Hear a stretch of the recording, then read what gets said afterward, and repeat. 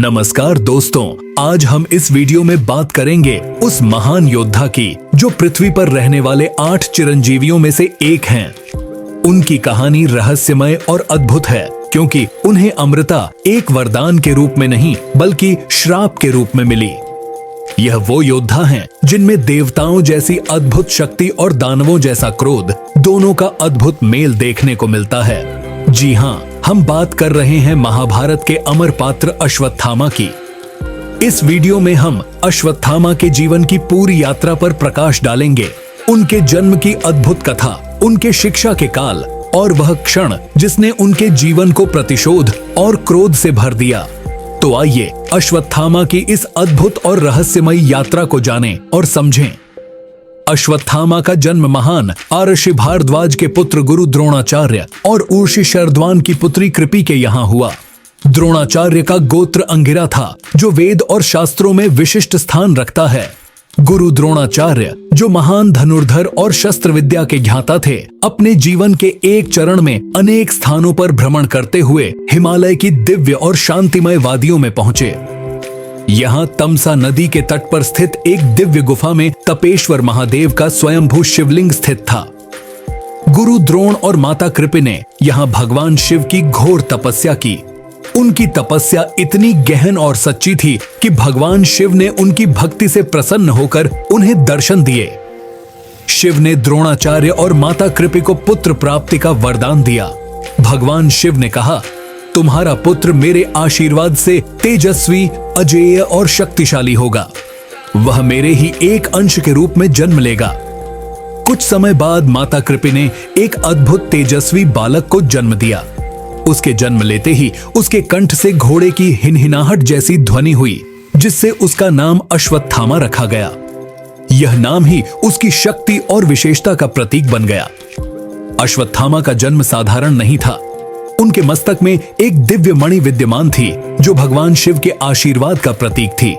यह मणि केवल एक अलंकार नहीं थी बल्कि वह अश्वत्थामा को असाधारण शक्तियां प्रदान करती थी। यह मणि उन्हें दैत्य, दानव, शस्त्र, व्याधि, देवता, नाग और किसी भी प्रकार की प्राकृतिक विपत्तियों से सुरक्षित रखती थी। उनके जन्म के समय ही यह तय हो गया था कि वे न केवल एक महान योद्धा बनेंगे बल्कि उनके जीवन में ऐसी घटनाएं घटेंगी जो इतिहास और मानवता को हमेशा के लिए प्रभावित करेंगी।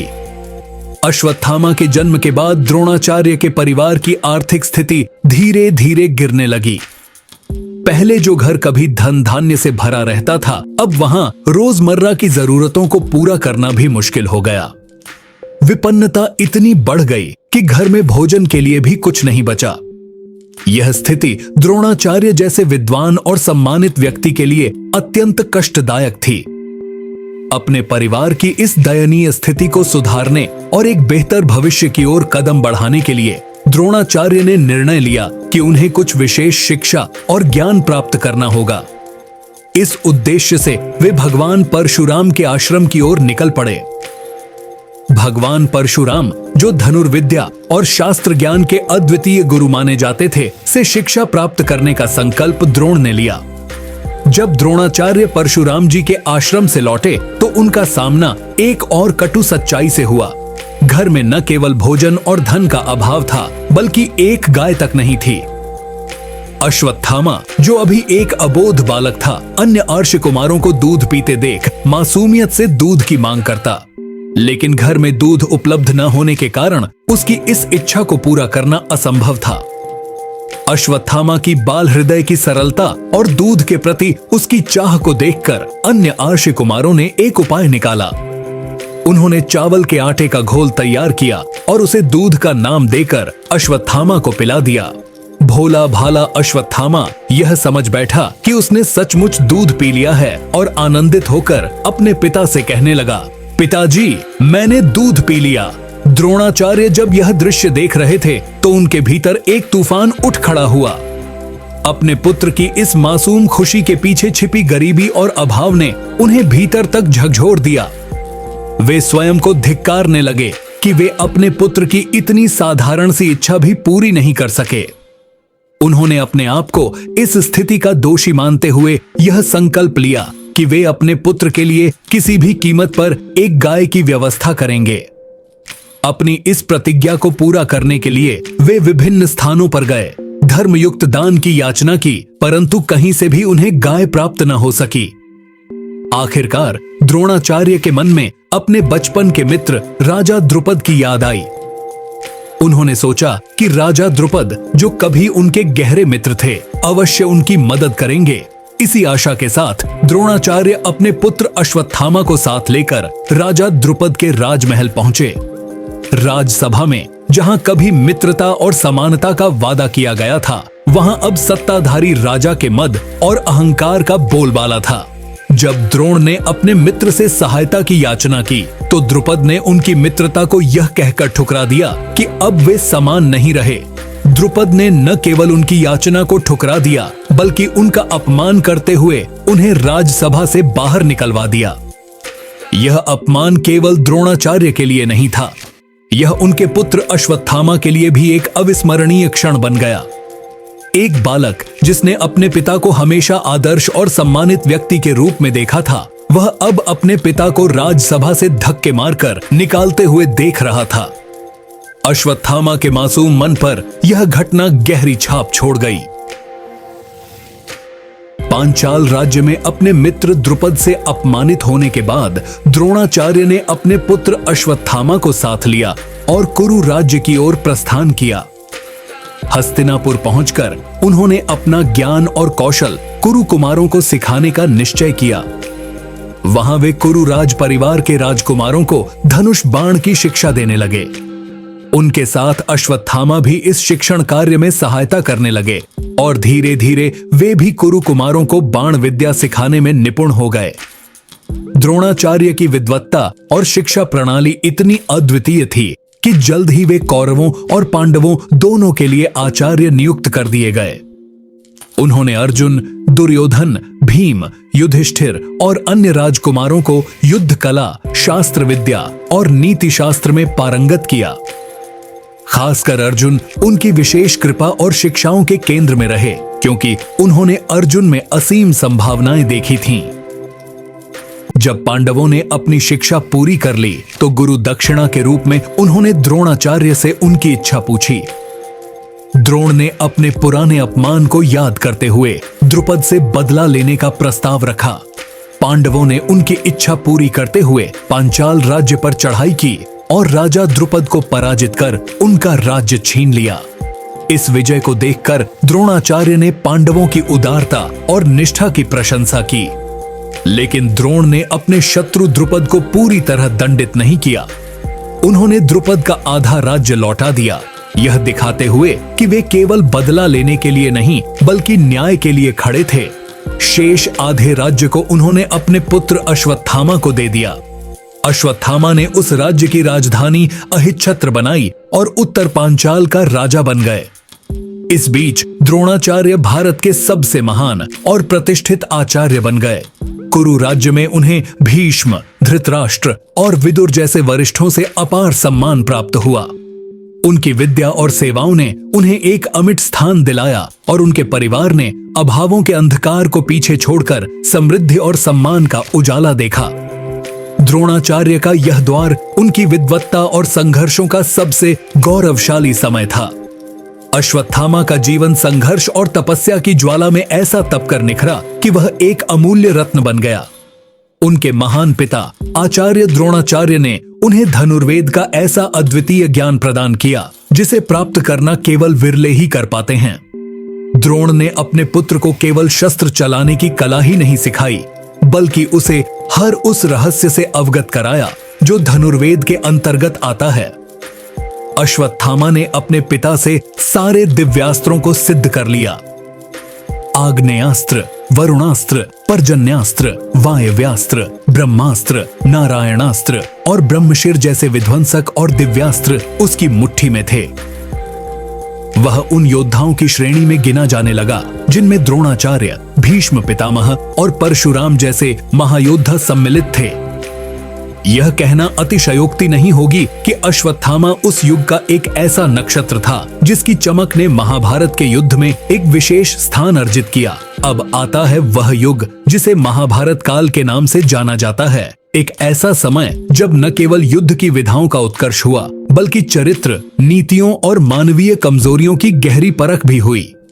महाभारत के महानायक भीष्म पितामह, जो स्वयं एक अजेय योद्धा और धर्म के प्रकांड विद्वान थे, रथियों और अतिरथियों की सूची बनाते समय दुर्योधन को विशेष रूप से अश्वत्थामा की महिमा बताते हैं। भीष्म कहते हैं कि वह केवल एक योद्धा नहीं, बल्कि एक ऐसा व्यक्ति है जिसमें शौर्य और ज्ञान का दुर्लभ संगम है। उसकी धनुर्विद्या, दिव्यास्त्रों की सिद्धि और युद्ध में चतुराई ने उसे उस समय के सबसे शक्तिशाली योद्धाओं में शामिल कर दिया है। लेकिन भीष्म, जो सत्य बोलने में कभी नहीं चूकते, अश्वत्थामा के कुछ दुर्गुणों का भी उल्लेख करते हैं। वे बताते हैं कि उसकी अद्वितीय शक्ति के साथ साथ उसके भीतर एक स्वाभाविक क्रोध, अहंकार और हठ भी है, जो उसे विपत्तियों की ओर खींच सकता है। अश्वत्थामा का यही स्वभाव उसे कई बार विवेकहीन निर्णय लेने पर मजबूर करता है, जो उसकी महानता पर एक धुंध की तरह छा जाता है। महाभारत के युद्ध में कुरुराज दुर्योधन ने अपनी 11 अक्षौहिणी सेना को 11 महारथियों के सेनापतित्व में विभाजित किया था। इन महारथियों में द्रोणाचार्य, कृपाचार्य, शल्य, जयद्रथ, सुदक्षिण, कृतवर्मा, अश्वत्थामा, कर्ण, भूरिश्रवा, शकुनी और बाहलीक जैसे अद्वितीय योद्धा शामिल थे। युद्ध के दौरान जब घटोत्कच के नेतृत्व में राक्षसों की सेना ने भयानक आक्रमण किया, तो कौरव सेना में भगदड़ मच गई। कई महान योद्धा मैदान छोड़कर भाग खड़े हुए, लेकिन अश्वत्थामा ने कभी पीठ दिखाना नहीं सीखा था। वह अकेले ही रणभूमि में डटे रहे और राक्षस सेना का सामना किया। इस कठिन युद्ध में अश्वत्थामा ने घटोत्कच के पुत्र अंजन पर्वा को मार गिराया। यह कृत्य उनकी निडरता और युद्ध कौशल का अद्वितीय उदाहरण था। उन्होंने न केवल राक्षस सेना को रोकने का साहस दिखाया, बल्कि पांडवों की एक पूरी अक्षौहिणी सेना को भी पराजित कर समाप्त कर दिया। उन्होंने अपने पराक्रम से घटोत्कच को गंभीर रूप से घायल कर दिया, जिससे कौरव सेना को थोड़ी राहत मिली। इस घटना ने यह साबित कर दिया कि अश्वत्थामा की उपस्थिति मात्र से ही रणभूमि में शत्रु भयभीत हो जाते थे। महाभारत के युद्ध में भीष्म पितामह के शरशैया पर लेटने के बाद 11वें दिन के युद्ध में दुर्योधन ने अपनी सेना का नेतृत्व द्रोणाचार्य को सौंप दिया। कर्ण के परामर्श पर द्रोणाचार्य को सेनापति नियुक्त किया गया।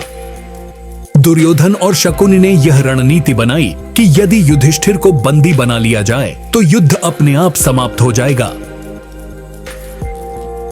द्रोणाचार्य, जो अपने शस्त्र कौशल में अद्वितीय थे, युद्ध के दौरान युधिष्ठिर को हराने के लिए आगे बढ़े।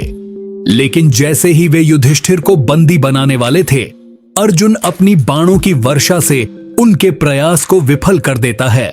नकुल, जो युधिष्ठिर के साथ थे, ने भी उन्हें सुरक्षा प्रदान की और अर्जुन तुरंत युधिष्ठिर के पास लौट आए। इस प्रकार कौरव सेना अपने उद्देश्य में असफल रही। द्रोणाचार्य की बढ़ती शक्ति और उनके शस्त्र कौशल ने पांडवों के खेमे में भय का माहौल बना दिया। द्रोण और अश्वत्थामा की पिता पुत्र की जोड़ी ने युद्ध को पांडवों के लिए बेहद कठिन बना दिया था। पांडवों की स्थिति लगातार कमजोर हो रही थी। यह देखकर श्री कृष्ण ने एक योजना बनाई। श्री कृष्ण की योजना के अनुसार भीम ने अवंतिराज के हाथी, जिसका नाम अश्वत्थामा था, को मार डाला। इसके बाद युद्ध में यह अफवाह फैलाई गई कि अश्वत्थामा मारा गया। जब गुरु द्रोणाचार्य ने युधिष्ठिर से इस बात की सत्यता पूछी, तो धर्मराज युधिष्ठिर ने कहा, अश्वत्थामा मारा गया, परंतु हाथी। श्री कृष्ण ने उसी समय शंखनाद कर दिया, जिससे द्रोणाचार्य आखिरी शब्द परंतु हाथी नहीं सुन सके। अपने पुत्र अश्वत्थामा के मारे जाने के भ्रम से शोकाकुल द्रोणाचार्य ने शस्त्र त्याग दिए और ध्यान मग्न हो गए। यह देखकर द्रौपदी के भाई धृष्टद्युम्न ने इस अवसर का लाभ उठाया और निहत्थे द्रोणाचार्य का सिर तलवार से काट डाला। यह समाचार अश्वत्थामा के लिए विनाशकारी था। पिता की छलपूर्वक हत्या ने उसे आक्रोश और शोक से भर दिया। वह अपनी सारी मर्यादाओं और युद्ध के नियमों को तोड़कर केवल प्रतिशोध की ज्वाला में जलने लगा। यह घटना महाभारत के युद्ध का एक ऐसा क्षण था जिसने न केवल युद्ध की दिशा बदली, बल्कि अश्वत्थामा को एक निर्दयी और अजेय योद्धा के रूप में भी प्रस्तुत किया। अपने पिता के अपमान और उनकी असमय मृत्यु से आहत होकर अश्वत्थामा ने अत्यंत विध्वंसक नारायणास्त्र का प्रयोग किया। यह एक ऐसा दिव्यास्त्र था जिसके प्रचंड प्रकोप से समूची पांडव सेना को विनाश का सामना करना पड़ सकता था। नारायणास्त्र की महाशक्ति ने पांडवों और उनकी सेना को मौत के मुहाने पर खड़ा कर दिया, लेकिन तभी श्री कृष्ण ने अपनी दूरदर्शिता और विवेक का परिचय देते हुए पांडवों को आदेश दिया, अपने अपने अस्त्र त्याग दो और रथ से नीचे उतरकर नारायणास्त्र के सामने आत्मसमर्पण कर लो। यह अस्त्र केवल अहंकार और प्रतिरोध को समाप्त करता है।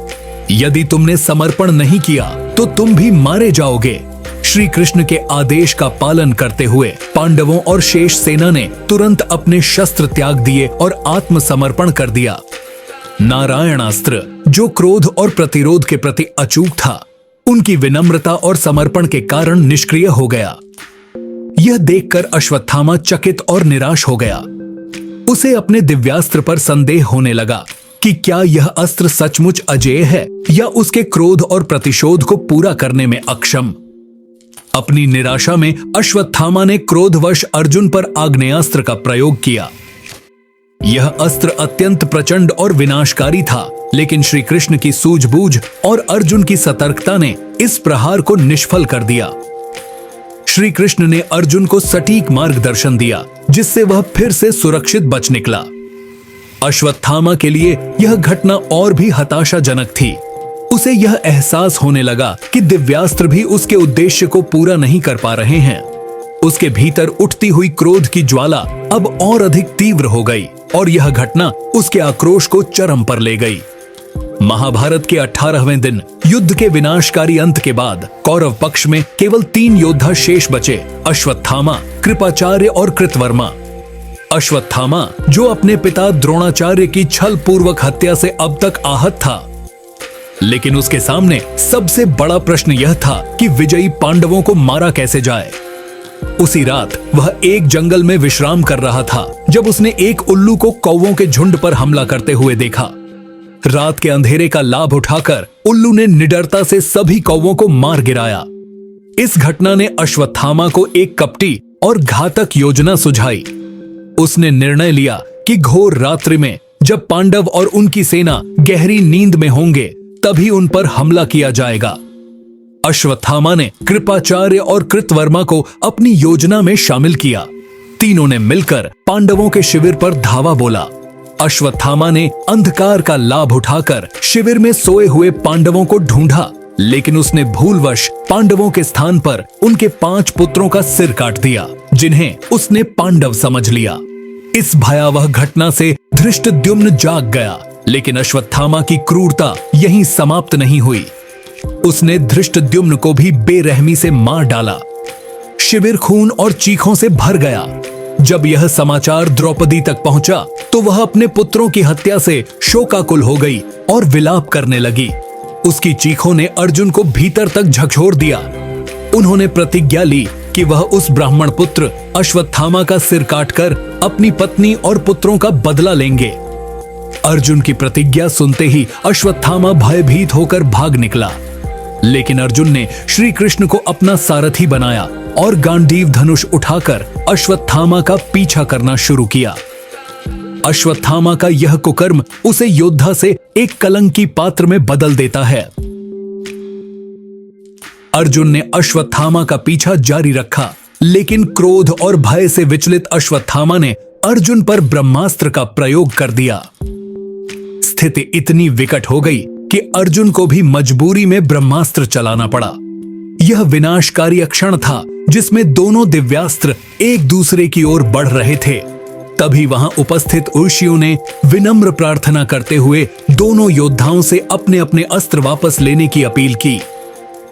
अर्जुन ने अपने धर्म और विवेक का पालन करते हुए ब्रह्मास्त्र वापस ले लिया, लेकिन अश्वत्थामा के भीतर क्रोध और प्रतिशोध अभी भी प्रचंड था और उन्हें उसको वापस लेने का मंत्र नहीं आता था। अश्वत्थामा ने अपना ब्रह्मास्त्र पांडवों के किसी योद्धा पर नहीं, बल्कि अभिमन्यु की विधवा उत्तरा के गर्भ की ओर मोड़ दिया। उसका इरादा पांडव वंश को पूरी तरह समाप्त करने का था। लेकिन श्री कृष्ण, जो धर्म और सत्य के संरक्षक थे, अपनी दिव्य शक्ति से उत्तरा के गर्भ को बचा लेते हैं, जिससे पांडव वंश का भविष्य सुरक्षित रह सका।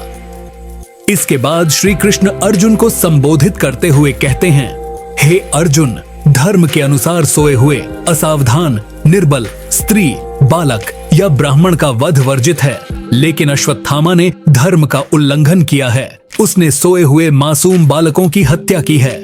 यदि इसे जीवित छोड़ा गया तो यह पुनः पाप करेगा, अतः इसे मारकर अपनी प्रतिज्ञा पूरी करो।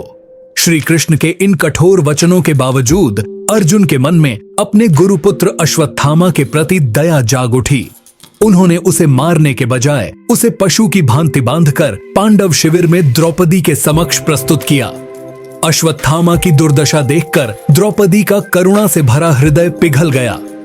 द्रौपदी ने अर्जुन से कहा, हे आर्यपुत्र, यह गुरुपुत्र और ब्राह्मण है। ब्राह्मण सदा पूजनीय होता है और उसकी हत्या पाप मानी जाती है। आपने इनके पिता से दिव्य शस्त्रों का ज्ञान प्राप्त किया है। इन्हें देखकर ऐसा लगता है जैसे आचार्य द्रोण स्वयं बंदी बनकर आपके सामने खड़े हों। यदि आप इन्हें मारते हैं तो कृपि भी मेरी तरह पुत्र शोक में विलाप करेगी। उनके इस शोक का भार मेरी आत्मा सहन नहीं कर सकेगी। मेरे मृत पुत्र तो लौट कर नहीं आएंगे, अतः इन्हें क्षमा कर दीजिए। द्रौपदी के इन धर्मयुक्त वचनों को सुनकर सभी ने उसकी प्रशंसा की। श्री कृष्ण ने अर्जुन को समझाया, शास्त्रों के अनुसार पतित ब्राह्मण का वध भी पाप है और आतताई को दंड न देना भी पाप है। अतः तुम्हें वही करना चाहिए जो धर्म और न्याय के अनुरूप हो। श्री कृष्ण के इन शब्दों को समझते हुए अर्जुन ने अपनी तलवार उठाई और अश्वत्थामा के सिर के केश काट दिए। उन्होंने उसके मस्तक से उसकी दिव्य मणि निकाल ली, जो उसकी शक्ति और गौरव का प्रतीक थी। मणि छिन जाने के बाद अश्वत्थामा श्रीहीन और अपमानित हो गया। इसके बाद श्री कृष्ण ने अश्वत्थामा को शाप दिया कि वह हजारों वर्षों तक इस पृथ्वी पर भटकेगा, अपने कुकर्मों का प्रायश्चित करेगा और किसी का साथ या स्नेह प्राप्त नहीं कर सकेगा। अंततः अर्जुन ने उसे उसी अपमानित अवस्था में शिविर से बाहर निकाल दिया। अश्वत्थामा का यह पतन महाभारत की सबसे मार्मिक और शिक्षाप्रद घटनाओं में से एक है। यह न केवल धर्म और अधर्म के बीच की सूक्ष्म रेखा को दिखाती है, बल्कि यह भी सिखाती है कि क्रोध और प्रतिशोध के अंधकार में गिरने वाला व्यक्ति स्वयं के पतन का कारण बनता है। मध्य प्रदेश में अश्वत्थामा से जुड़ी कई रहस्यमयी और रोमांचक कहानियां वर्षों से लोगों के बीच प्रचलित हैं। इनमें सबसे प्रसिद्ध है बुरहानपुर से लगभग 20 किलोमीटर दूर स्थित असीरगढ़ के किले की कहानी।